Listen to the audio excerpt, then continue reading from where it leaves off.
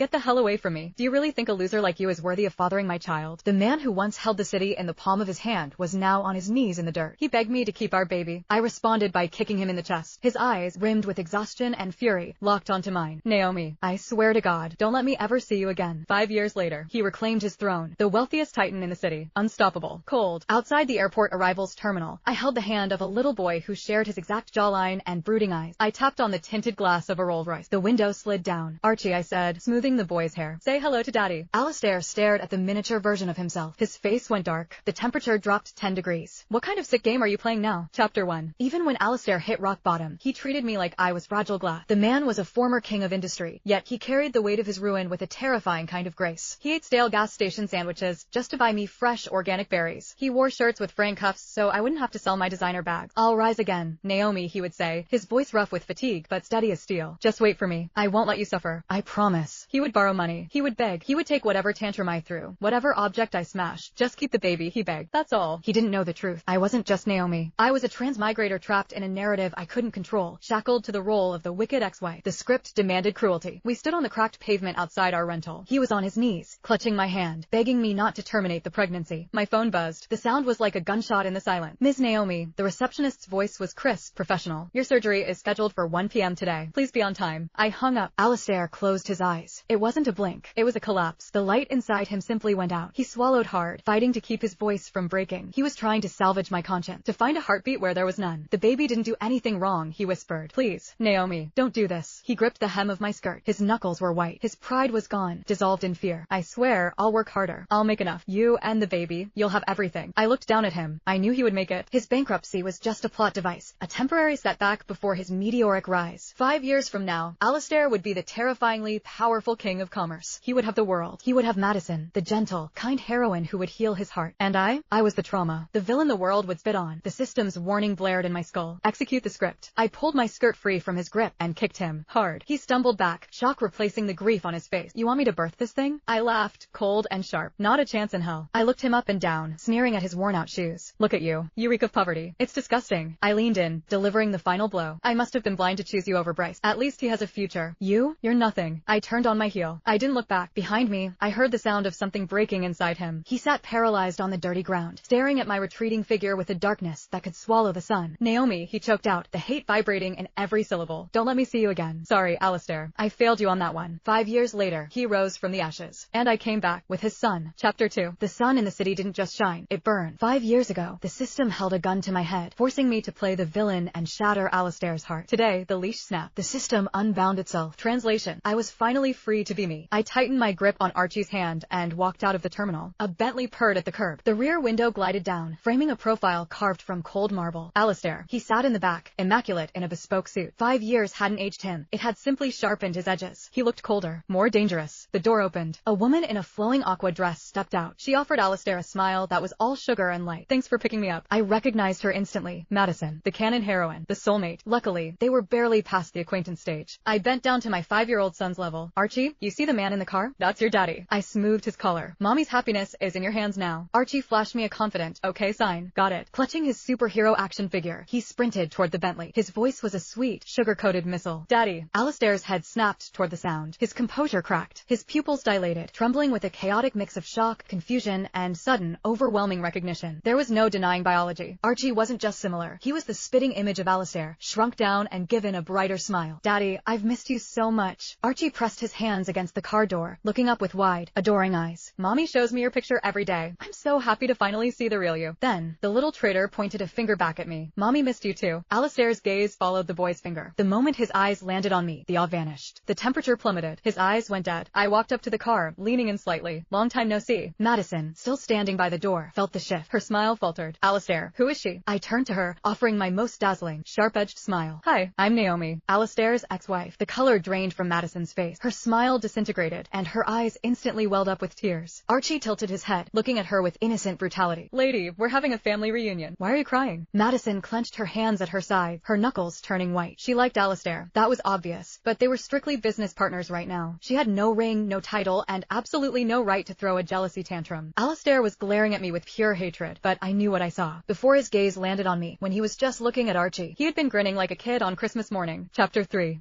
Alistair turned his head toward Madison. His voice was polite, but it carried the finality of a gavel strike. I apologize. I have a family situation to handle. We'll have to reschedule the contract review. Madison knew when she wasn't wanted. She opened her door, but as she brushed past me on the curb, she leaned in. Her voice dropped to a territorial hiss meant only for my ears. You're just the ex-wife. Her eyes narrowed. I'm the future. God, I hate these trashy romance tropes. Why does the universe always demand a greedy, villainous ex just to make the saintly, money-hating heroine look better? Why couldn't we just skip the drama and be a happy, wealthy family? I kept my smile plastic perfect. Actually, I said, loud enough for the wind to carry it. We're getting remarried. You. Madison's jaw worked. Her face twisted into a skull before she stomped away. I turned back to the car. Archie was already scrambling into the back seat, burying his face in Alistair's expensive suit. Daddy, Daddy. Alistair held the boy, grinning like a fool. It was pure, unfiltered joy until he looked up and saw me. The smile vanished. The shutters came down. The ride home was suffocating. Alistair didn't say a word. He wouldn't fight in front of our son. As soon as we walked through the front door of the mansion, Nancy, the housekeeper, appeared. Nancy, take Archie to get cleaned up and rest, Alistair ordered. The moment the boy was out of earshot, the temperature in the room dropped to sub-zero. Alistair collapsed onto the leather sofa and stared at me with eyes like frozen glass. I appreciate you having him. I'll take full custody from here. He reached into his jacket, pulled out a black card, and slid it across the coffee table. Take the money. Get out. I didn't move. His brow furrowed, impatience radiating off him in waves. It's an unlimited black card. Is that not enough for your appetite? Of course. In his mind, I was still the gold digger, the woman who only spoke the language of currency. He thought I was holding out for a better offer. I didn't take the card. I walked over to the sofa and straddled his lap. My arms looped loosely around his neck. I leaned in, invading his personal space until I could count the eyelashes framing his cold eyes. Hey, handsome. Long time no see. Miss me? His entire body went rigid. Muscle turned to stone beneath my thighs. For a split second, I felt his breath hitch, a tiny, traitorous reaction, before he gripped my wrist. He tried to pry me off, his grip bruising. What kind of sick game are you playing now? As he pushed, I pulled. My dress was a strapless number. The struggle worked against gravity. The fabric slipped, dipping dangerously low. Alistair's gaze dropped involuntarily. His ears turned a violent shade of red. Cover yourself up, he gritted out, his voice tight. I buried my face in the crook of his neck, inhaling the scent of sandalwood and suppressed rage. I rubbed my cheek against his skin. Make me, Naomi. The anger vibrated in his chest, resonating against my own. You threw me away like I was nothing. What the hell do you want? Regret, I whispered against his pulse point. I want to fix this. I want us back. Is that so? A dark, jagged laugh tore from his throat. He moved fast. One second I was on his lap, the next I was pinned to the mattress in the master bedroom. He hovered over me, his weight heavy, threatening. You want to play house? You want to be a wife? He sneered. Fine. Let's start with your marital duties. He was bluffing. He was trying to disgust me. He remembered the old Naomi, the one who flinched if his hand brushed hers, the one who acted like his touch was poison. He expected me to scream, to push him away. He didn't know I'd been craving this for 5 years. But I didn't flinch. I reached up, my fingers hooked onto the top button of his dress shirt. He froze. He stopped breathing. He watched my hands, his eyes wide with a mixture of shock and wariness, waiting for the inevitable recoil. It never came. The buttons gave way under my fingers. The shirt fell open. I stared at the landscape of his torso, the heavy, rapid rise and fall of his chest, the thick, rope of veins traversing his abdomen, pulsing with adrenaline. The skin was hot, radiating a feverish heat that I could feel without even touching him. I didn't just look. I flattened my palm against his stomach, feeling the hard ridges of muscle jump under my touch. I traced a vein downward. Chapter 4. Alistair was a steel cable pulled to the breaking point. He hovered over me, his gaze surgical, dissecting every micro-expression. He was looking for the crack in the mask. He found nothing. A cold, jagged smirk cut across his face. He didn't buy it. In his mind, I was the ultimate con artist. He was convinced this was a long con, a humiliation ritual I was enduring just to get my claws into his bank account. He remembered the history. Before the bankruptcy, I treated him like a contagion. I spent my days sexting Bryce, the trust fund baby, making Alistair the punchline of every country club joke. When he went broke, I escalated. I called him trash, a loser, a waste of space. To him, I wasn't a wife. I was a malignant tumor. Tumors don't just turn benign overnight. He leaned in closer. His breath ghosted over my lips. It was a dare. He wanted me to flinch. He wanted the real Naomi to snap and shove him away. Stop testing me, I whispered. I grabbed his lapels and yanked hard. The sudden motion threw him off balance. Panic flared in his eyes, a flight response kicking in. He tried to scramble back. I didn't let him. I hauled him down and crashed my mouth against his. It wasn't a kiss. It was an ambush. Alistair froze, his system shock-locked. His face went from pale to a flushed, dark red in a heartbeat. I didn't give him a second to think. I was hungry. I nipped at his bottom lip, worrying the soft flesh with my teeth, tasting him. His brain short-circuited. The logic, the suspicion, the hatred, it all dissolved under the friction. His hands, large and veined, clamped onto the back of my skull. He didn't push me away. He locked me in. He kissed me back with a violence that bordered on desperation. He was trying to grind me into dust. His tongue swept into my mouth, claiming the space, robbing me of oxygen. The sound of our breathing filled the room, ragged, wet, desperate gasp. Then, the clarity hit him. Alistair tore himself away. He scrambled off the bed, chest heaving. He looked down at me, lips swollen, dress disheveled, skin flushed. He stared for a second too long. His pupils were blown wide, black holes swallowing the iris. Panic took over. He grabbed the duvet and threw it over my head, effectively burying me. Alistair Alistair. I clawed the blanket down, gasping. Are you out of your mind? He didn't answer. He turned his back on me and stalked to the floor-to-ceiling window. I sat there, watching him. The man was a masterpiece of tension. The white dress shirt strained across his broad shoulders. The black trousers tapered down to a lean waist. Even standing still, he radiated a lethal, magnetic kind of power. He stood there for a long time, staring out at the garden, fighting a war inside his own head. Finally, he turned. His face was a blank slate again. Archie needs stability. He needs a mother. His voice was flat. You stay at the manor. For now. My eyes lit up. I didn't just smile. I launched myself. I flew off the bed and wrapped my arms around his neck, hooking my legs around his waist. You forgave me. I knew it. Alistair stiffened. He refused to look at me. His hands clamped onto my waist, not to hold me, but to peel me off. He set me back on the floor with deliberate, cold precision. Don't delude yourself, he said, stepping back to create a safe distance. I haven't forgiven anything. This is strictly for the boy. He turned on his heel and walked out. The door clicked shut. Sure, Alistair. Keep telling yourself that. Chapter 5. I walked downstairs the next morning to a table groaning under the weight of a feast. My favorites. Every single dish. Spicy penne alla arrabbiata, lobster ravioli, and those specific chocolate eclairs I used to crave at 2 a.m. I froze, blinking. I looked up at Alistair. He set his fork down, his face a mask of indifference. Don't get any ideas. The kid demanded it. I looked at Archie. He was holding a glass of milk, looking at the spicy pasta with mild horror. He hates spice. He hates seafood. The kid lives on dairy and toast. Archie took a long sip of milk, deadpan. Whatever makes you happy, Dad. I couldn't help it. I laughed. This spread must have taken hours. Alistair must have woken Nancy up before dawn to orchestrate this specific menu. The man was a liar. A terrible, adorable liar. I walked over to his chair, wrapped my arms around his neck from behind, and planted a loud, wet kiss on his cheek. Thanks, hubby.